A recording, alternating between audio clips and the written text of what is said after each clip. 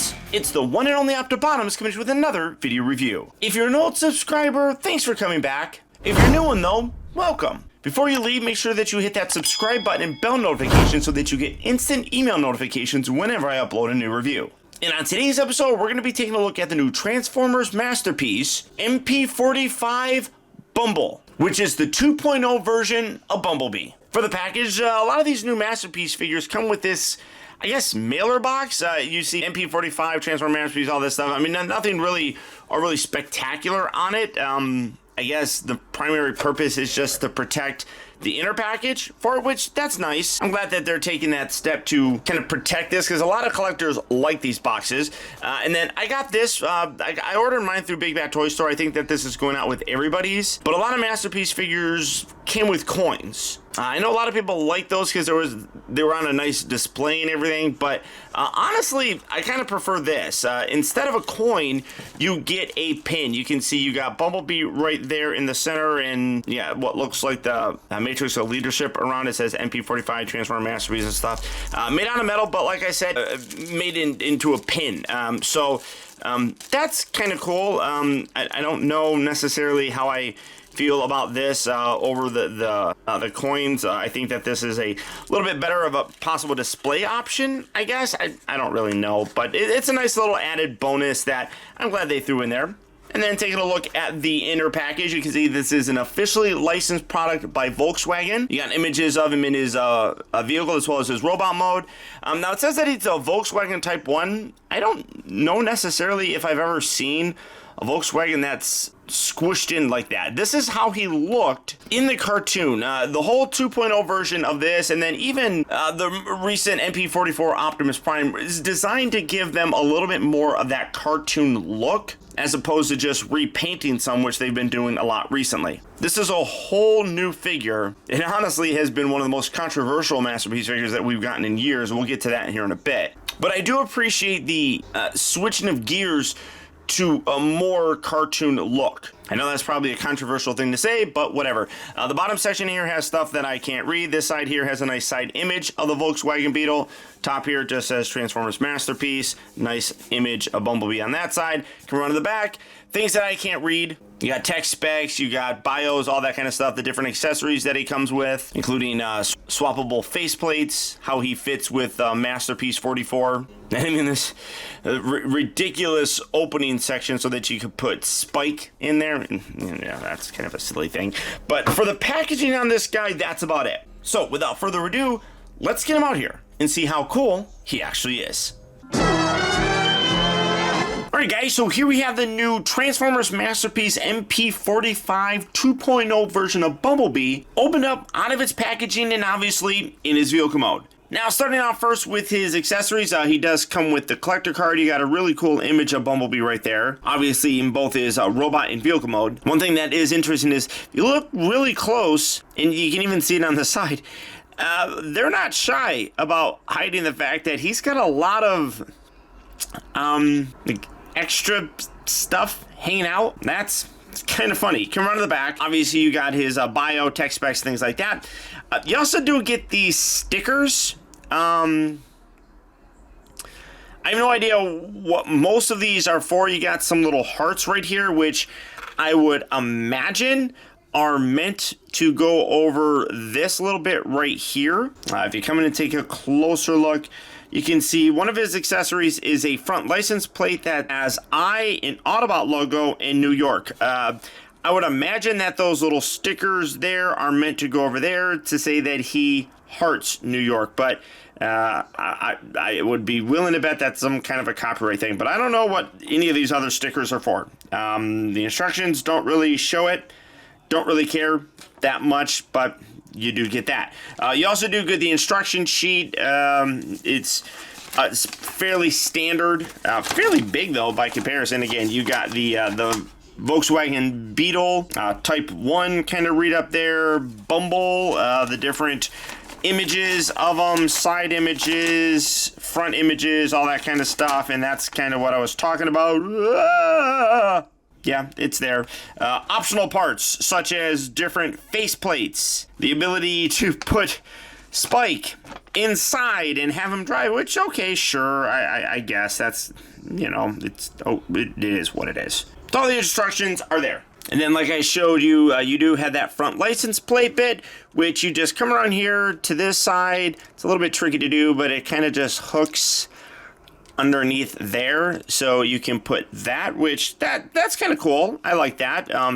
He didn't really have it all the time. He had it in like one episode, so there's that. He also does come with the 2 face plates, which are really very, very minor in terms of the changes. I mean, like this one right here and the one that's currently on him, there's not much of a change. Obviously, this one has a big open, I'm happy kind of face. I don't know. It is what it is. But you can swap those out. He does come with his laser pistol, which does look nice. It is done in a, I want to say just a gray plastic, but then it has a nice silver glossy paint on it, which does look cool. I like how they added that little black bit there at the tip. And then you do get the blast effect, which you just put on there like that. And pew pew, you got that. Then you get Spike. Oh, Spike. How you've devolved over the years. First of all, there's more articulation in this guy than, I want to say, the first Spike that we got, which was with the original Masterpiece Optimus Prime. You can see that they're roughly the same size, although proportionally he looks smaller than the original Spike here. Mostly, I mean, like you can see, like in just the overall bulk of the figure. This guy's got all sorts of different ball joints and things, so like you can rotate his head. There is no detail like in his face. I mean, well, there's detail, it's just no paint. These are on ball joints that literally feel like you're pulling wings off of a fly. Not that I've done that, but I've done that as a kid.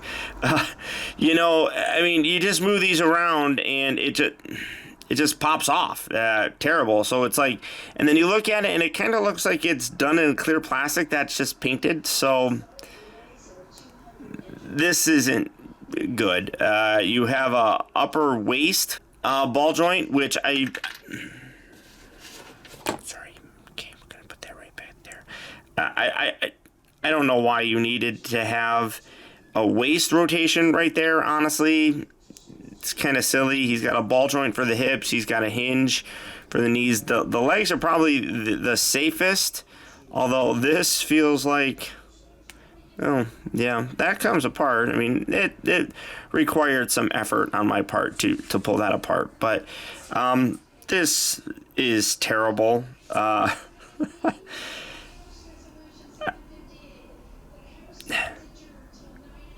don't even understand. In that arm, I'm not a fan of this. This is terrible execution of this. Just really, really bad. But for his accessories, that's everything. That's all you get. Don't get a ton of stuff. Now, mind you, this guy is like a $120 figure, whereas the original was like $70 or something like that. But we'll take a closer look in a bit. Obviously, this is done up again to look like that version 1 Volkswagen, I guess they're calling it. And by that, it does have a far more cartoony sort of look to it, where it's a little bit taller, more squished in. It does have kind of that penny racer sort of look, although I mean, all the images show that this is supposed to be up a little bit higher, and it feels like it does. I don't think I have it entirely right, where that's supposed to be like laying flat along there. It ends up popping back out. Well, no, yeah, it ends up kind of like popping out, so you can put like a penny in there, I guess. And then when you move all that stuff around, it kind of makes everything else kind of fall apart. It does have some panels throughout it. The original one kind of did too, but it was done a little bit better. You can see a much brighter yellow color. I do like the way that this looks. This is probably the best for him. I'm not going to show you how to put Spike inside there. It's kind of stupid, but you can do it. Overall, though, I mean, it is nice. I mean, he rolls. It's what Bumblebee looked like in the cartoon. And as a fan of the cartoons, first and foremost, I really do dig how this looks. Now, for the comparison, here obviously is the original Masterpiece Bumblebee. You can see right up front, very different color. This is a very yellow. This is a very orangish yellow. Really dig how that is. I do wish, instead of going with the clear windows here like they did, well, I mean, they're semi-frosted, but you can see a lot of that robot junk inside there. You don't really see it all that much here because of the bluish tint. I wish they would have went with that a little bit more on this, especially like when you look at the back. I mean, you just see just junk inside there. So it ruins that illusion of sorts. Obviously, this is a much more real-world representation of like a Volkswagen. You even have the Volkswagen logo right there, whereas you don't really have that anywhere on this guy. This is a case where I feel like Volkswagen was like, hey, we'll give you the license to do it, but you need to do this one first, which is going to more accurately represent how our vehicles look. Then you can do that one. So that's my personal opinion. I have no idea, but it is a huge difference. I like both of them, but honestly, this really does look more like a real-world vehicle than this one does. It is fun, and we all know how small Bumblebee is. I mean, but you can see that this guy is longer. I mean, definitely a little bit taller on this one, but that just gives you kind of an idea of just how small this Masterpiece figure is. And again, it's roughly twice the price of that original one. So a lot of that, though, I believe is in a large part due to the engineering that has gone into this guy. When you take a look at things like the new Masterpiece Bumblebee here and then even the new Masterpiece Optimus Prime, they are extremely engineered, almost to the point where they're over-engineered. Whether or not that's a good thing, that's up for debate, but a lot of the price I feel for this is due to the engineering that is in him. Now, first what you want to do, come around into the back section and kind of detach this, kind of fold that down like that, and then you can take these little bits and you're going to slide these behind that middle section. Come around to the side sections and you're going to kind of just loosen everything up along the door area. You got a bunch of little tabs right there, and you're going to just pull everything kind of apart and get that to extend kind of out just like that. These little side pieces here, you want to, well, you can push those in, and then that will allow you to pull this piece away. It's on a little sliding bit right here that allows you to get some clearance there. Now this part does get a little bit tricky. You can see that you have his arms underneath here. You have to force these kind of through this little area. Kind of pull these apart and kind of pull this section through. It does get a little bit tricky to do. Kind of push that down and then bring this around, and that obviously loosens things up. It is kind of an interesting sort of sequence of events that is weird, honestly. Go ahead and split these arms. You can swivel these around. Take this entire front section. Well, let's see. Get this here. And then this whole front section, or well, it's going to become the front section, hinges as far as you can, and then you can bring his head up. Get these little shoulder bits, and then that kind of locks into place like so. If you didn't do it yet, take this and then you want to bend the little fender in and then rotate this around so that it's on the inside. Do that on this side as well. You can collapse that, fold this around, and line that up. You want to make sure that you get that pretty much as collapsed in as possible as you can there. And then you can take this bit here and swivel that back like so. Lift this up, you can rotate this all the way around like that. And then you remember you got that little sliding section here that you want to take this, fold this down, and you can kind of see where this little piece is going to fit along the side here. Just kind of rotate that around, and then when you get that in those little groove areas there, you're going to slide this piece down. Let's see, get that down there and slide that section down just like that. Make sure that you get that collapsed as far up and in with the body as you possibly can. This piece right here is going to come up. You can take this, fold this piece, or pull this piece out. It's on a little sliding section, and get that kind of out of the way. Slide this bit out like that. That'll create a little bit of a gap right between there that you can rotate this around. Then bring that up and then fold that along the back section here. Then take this, fold this down, and this will collapse up. And then you can bring this whole section down. Let's see, I feel like that should do a little bit more collapsing here. There we go. Yeah, that's the best that backpack gets. It's not that great, but it is what it is. Come down to these arms. We're going to straighten these all out. Can just line those up, straighten those out, and then rotate that.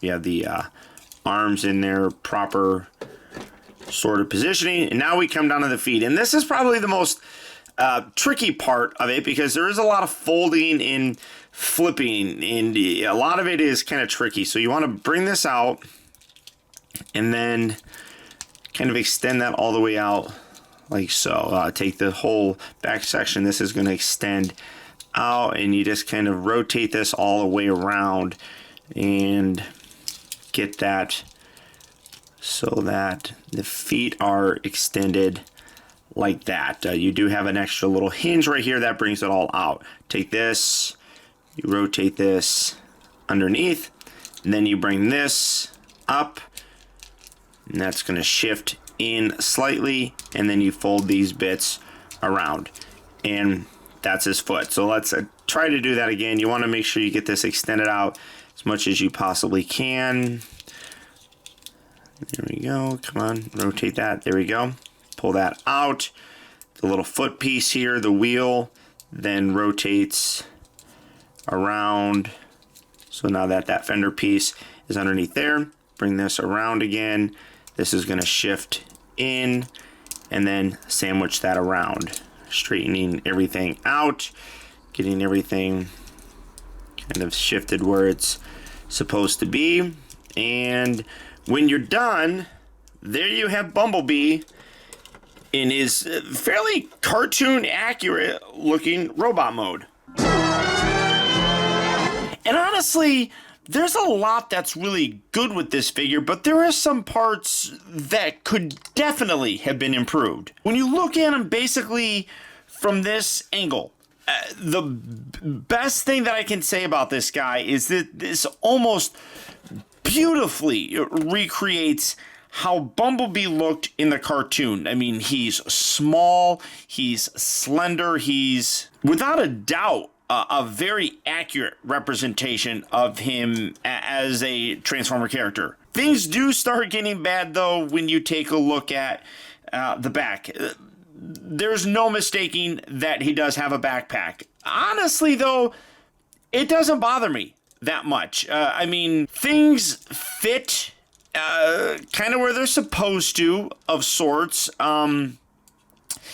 Could it have been done better? Possibly. I am not an engineer by any stretch of the imagination, but let's not be ridiculous about it. The original one had a backpack as well. I mean, he had a backpack, he had a front pack. I mean, he had a lot of stuff. One thing that I will say is that things kind of like seem to fit in a little bit better. Like these pieces here just kind of meshed in a little bit better. Might as well do the comparison while I have them both out here.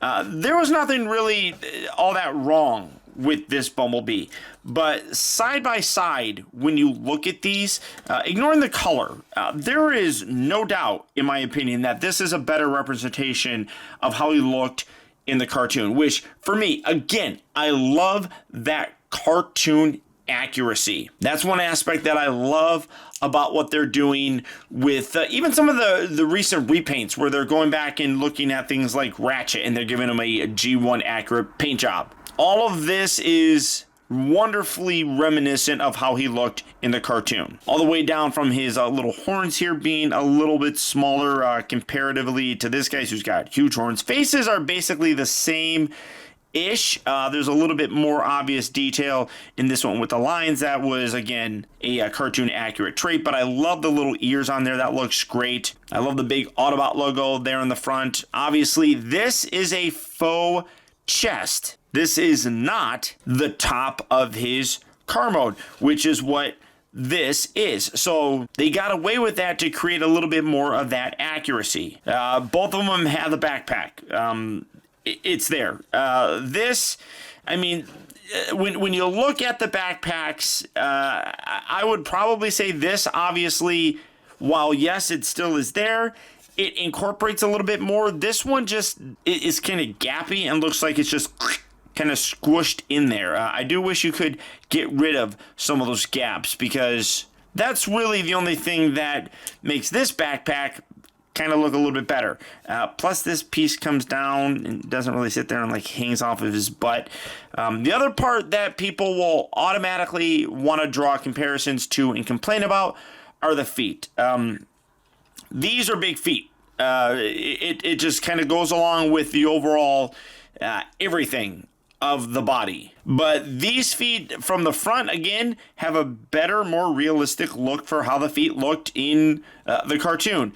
Yes, the feet have backpacks, and it kind of looks like he stepped on something. I mean, this is a little bit more streamlined, but they're also bigger. You had to collapse them down somehow, and I don't really know where you could have put all this extra stuff. Maybe found a way to tuck this underneath, I guess. I don't know. Again, I'm not an engineer, so I can't really criticize the engineering too much. I can't say that it doesn't look good. It doesn't look bad, in my opinion, and I know everyone's going to say, well, I display my Transformer figures from the front. And yes, we all do too. But let's be honest, you're paying $130 for a figure that does have bits hanging off of them, where the original one doesn't. But again, the original one cheats and doesn't have that full-on aesthetic that this one has. Obviously, you can see that he's holding his gun. You can take that and you can do the pew-pew. You go right there and pew-pew. And I'm not talking about pee, y'all, but you can definitely do that. Pull that out. You got a little peg hole section thing that Masterpiece figures all have. But the overall look on him is nice. I'm going to put him on my Masterpiece shelf. He's going to stand here like this, and he's going to look good. I'm not going to display him like that. I mean, even from that full back, it doesn't look bad. And like I said, I don't hate how this all looks. There is some gappiness to it, but I don't hate it. I really don't. I think people are just being overly critical for this guy, to be totally honest. And it's unfortunate, but I get it. I mean, he's an expensive figure, but I love the look of him. I think he does look really nice. The head here is, in terms of his articulation, it is limited. It is on a ball joint, but it's kind of hard to get him to turn his face all the way around. You pull this up, and then this piece here is what you're going to slide down and pull out. I'm not going to really show you how to do it, but you got the faceplate right here. That's just kind of tabs in here. It's tricky to get. It's not as tricky as I thought, but you got that right there, and then you got that big, huge grin in this one, which is a little bit more of an open mouth grin. Really, not much is different with it, but I like that. Either way, I'm just going to leave that in there. I do wish that this flap that you kind of see that his neck is attached, I wish that could lock down. It doesn't really seem to, but you can articulate him. The way that the arms are designed, he does have a butterfly joint, which is nice. He does have a shoulder section there and then another shoulder section. I don't know if that is designed. Obviously, like I said, that is part of the transformation. So you can do, hey, look at me, I'm Bumblebee. I guess if you want. You got the swivel right there. You have a swivel at the upper part of the bicep. You do have two bends at the elbow, again, as part of the transformation, so you get a nice double bend going there. You do have a wrist rotation. Also, the fingers can open. They can open. They can open. There you go. There it is. Open. You can do that. Bring that arm back down. You can't really rotate the waist. Now, it is part of the transformation. You can lift this. You can pull this away. And then you can rotate that around. But you end up having to dislodge everything up here, which is probably going to make more people mad. So you don't really have a waist rotation. That is definitely unfortunate. I don't know how I feel about these legs. There's almost like two swivels here. You got this entire section here, this yellow bit that rotates, and then you have another swivel thing on the black section here. So that entire yellow bit rotates. At the same time, this rotates. So what you end up doing is you have that rotated, and then it sometimes makes it look like his legs are not straight, which is a little bit troublesome. You can fix it, but that's definitely weird like that. That one here looks like it's straight, but it's not. You got to move that. So kind of hold that there and just put that in place, I guess. So like I said, that's a little bit weird. You can move in and out, can rotate at the upper part of the thigh. You have two actual bends at the knee, so you can kick all the way back, which is good. You have ankles that can do serious wide karate poses with both feet all the way down on the ground, and then they also can move forward or back. So lots of articulation in the guy. The only thing that's really missing would be the waist rotation. I don't like how the hips move. I really wish that there was only one rotation joint there to kind of move things around, and I'm moving this all over the place. I'm just going to keep that collapsed in there. So that's kind of annoying, but it's not terrible, I don't think, but I am happy with him in general. I do think he is an improvement over this guy. It has replaced him in my collection, so there's that. Bringing in Spike, again, for some comparison purposes. If he'll stand, he doesn't like standing. Here's the new one. Here's the one with MP-10 Optimus Prime. Here is the Spike in the exosuit that we got, so you can kind of see how big he gets there. I'm okay with that. When I think back to the movie, I kind of imagine him being a little bit closer to the size of him, I guess. I mean, honestly, this is a little bit more of a scale representation of him, not so much this one, but this is not even going to be used in my display. This guy, he's terrible. This is the Spike I'm going to keep in my display, and he's going to be matched up with this buddy right here. So I mean, I do get the complaints about them. They are valid. I'm not saying that they're not valid, and I do keep playing with this because I feel like I jacked something up when I was doing it. Is that better? No.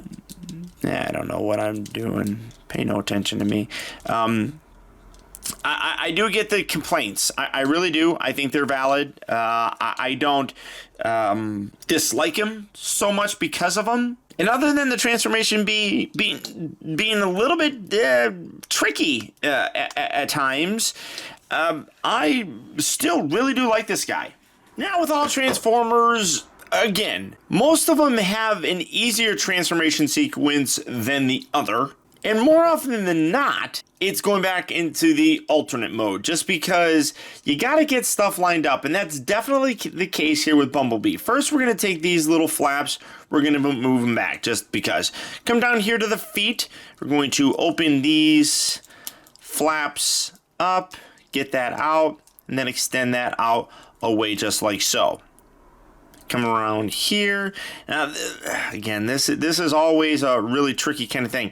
We're going to rotate this round, open this, bring this up. Here, let's play with all this, just like that. Kind of bring that up, and then you're going to rotate that around like so. This is going to come up and collapse, and then you can bring that down just like that. And then you want to rotate this up, collapse that kind of in. it's a little bit tricky. Bring this out. You're going to rotate all of this kind of up and in to get the tire in the proper configuration. And it's not super easy to do. Get the tire out of the way. This is probably the most tricky part here. Get that rotated. There we go. Bring that around. And then this is going to come up and around, and we'll lock in right there. We'll fiddle with that here in a bit. So again, on this side, I know that probably wasn't very smooth for you. I make it probably look a lot more difficult. Bring that up. I'm going to rotate this section around and then collapse this down. Bring that in. Open this up. Extend this whole bit out like so. Take this tire. This tire is where most of the stuff needs to be done. So you're going to have it like that, and then get that tire, rotate it around, and then you can bring all of this down and in like that. Then rotate this piece around like so. Again, kind of put it there. You don't really have to do too much with it right now, but kind of leave it just like that. Take this, we're going to bring this away, bring this piece down, fold this out. That loosens all this, and now you can rotate his whole torso around. Then this piece, fold this back, hinge this. You got that little gap right here that just line that up, and then you can rotate this piece around like so, and then this whole bit will collapse down. That will come up and fill into place, and then bring that up just like that. Take this piece, get these arms kind of out of the way so you can kind of see.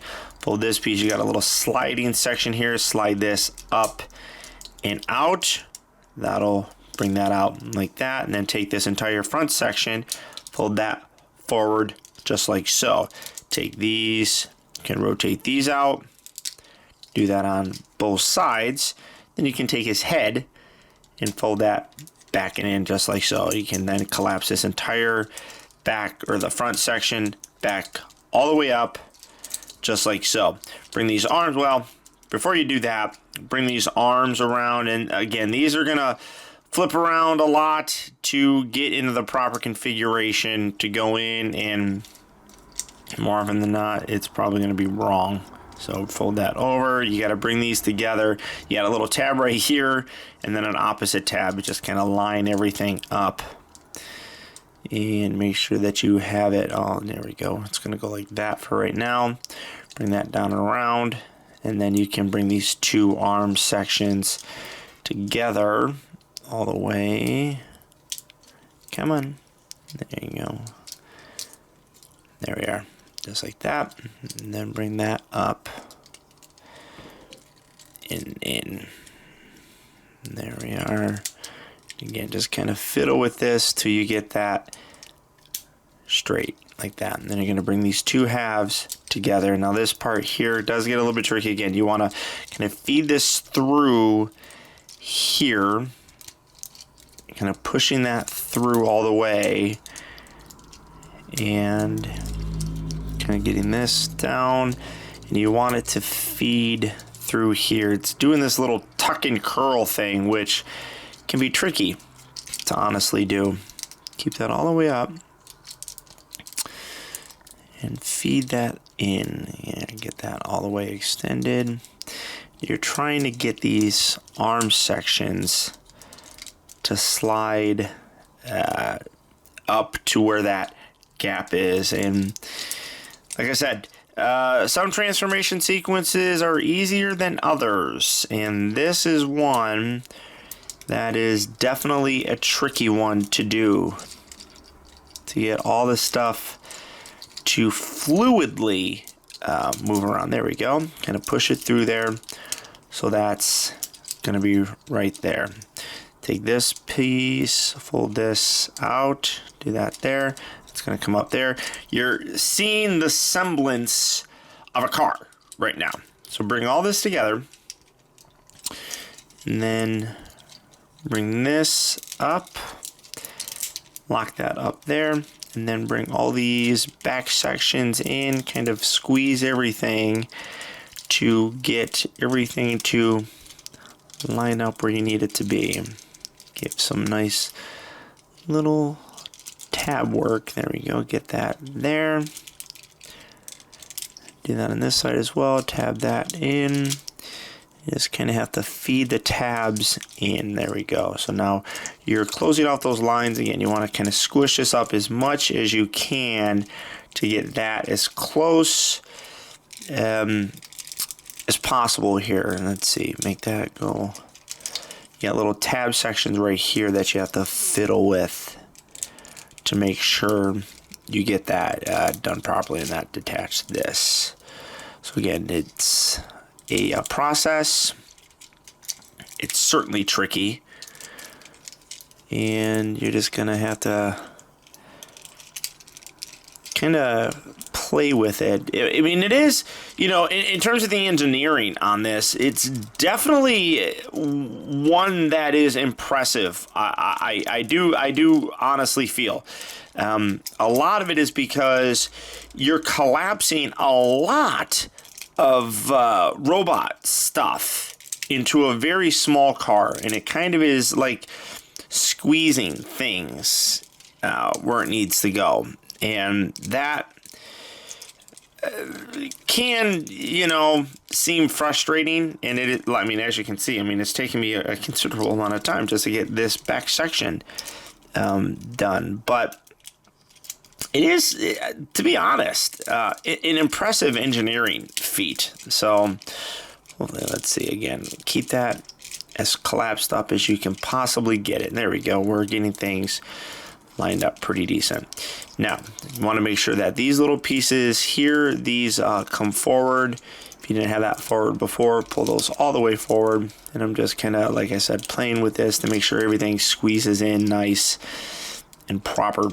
Bring these doors around. Now this, hold this down. It's a little bit easier to kind of feed in the side. You got a little tab right there that's going to slot into a whole section right there. So it's a little bit easier to do it one at a time so that you have that lined up, and then bring this other one in.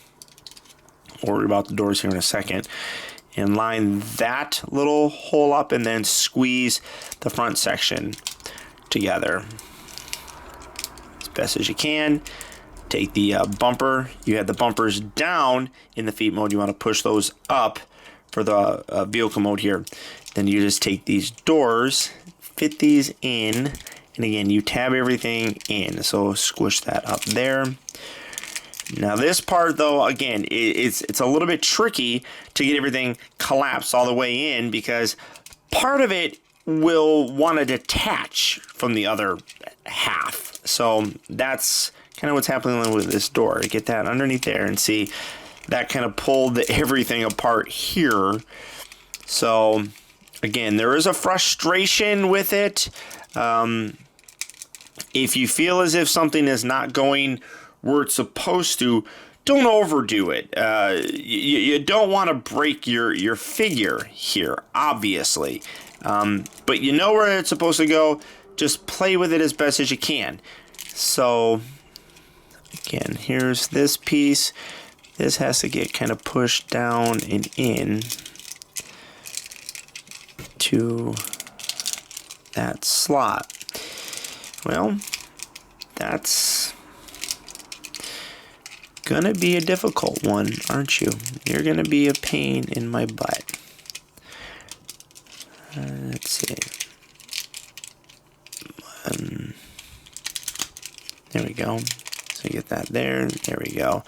Kind of just squeeze all that, but you can see, kind of pushed out things on the other side. So you kind of want to squeeze everything all together at the same time. And like this, like these fenders, when you push them up to close that gap out, tends to bring other things out, like you can see there. But that's pretty much the best that I'm going to be able to get this little bug.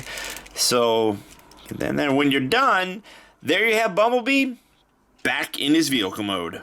Overall, though, I am happy with him. He's not as good as I had hoped. And there are definitely aspects of him that I feel they could have done differently. Vehicle mode wise, I think looks terrific. Pretty much all the way around, this nails the look of Bumblebee in the cartoon. The transformation though is fiddly. But what I will say is that the figure is fairly durable. As you can see when I'm trying to put everything together, there was some force used. But as I was kind of pushing and smushing things where they needed to go, I never really felt like it was fragile or anything was going to break, which is definitely a plus. And as I said, that complex engineering for the transformation really is needed because his robot mode compresses into this tiny vehicle very, very tightly. There is not a lot of empty space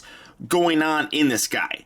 And when you get him into his robot mode, while, yeah, from some angles, he is not that good looking. Probably from the most important angle, though, he does look really very nice. That robot mode nails that look for Bumblebee, at least in terms of his animation form. And finally, his accessory count, while fairly light, is decent. I mean, I don't know really what else you could have included with Bumblebee. I mean, you got his blaster, you got a little blast effect, got several different faces, you got a piece that, you know, is like from an episode that most people probably don't remember. And then Spike, which, let's be honest, they've done better versions of him in the past. But all in all, I am pretty happy with what we have. Is it the best masterpiece figure that we've gotten? No. But for me and my collection, it came out good enough that it does replace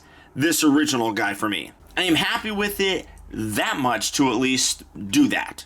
So all that being said, I do recommend picking him up. And if you'd like to get him, he is available right now at Big Bad Toy Store. So for that, I'll put a link down in the video description where you'll go to BBTS and you can check out availability on this guy, as well as the rest of the wide range of Transformer Masterpiece figures. But beyond that, guys, that's about it. Remember, if you like this video, I would really appreciate it, guys, if you would do one small thing for me. And that's honestly just hit that thumbs up button. That one very small gesture really does go a long way towards helping me out, and I would really appreciate it. As I've said several times over the past few weeks, we really have no idea what YouTube has in store for us. And all of your support really does help, especially if you're one of my patrons. If you want to help support my content and make sure video reviews keep coming to you, consider becoming one. Through your continued support, you can and will make reviews like this possible. And finally,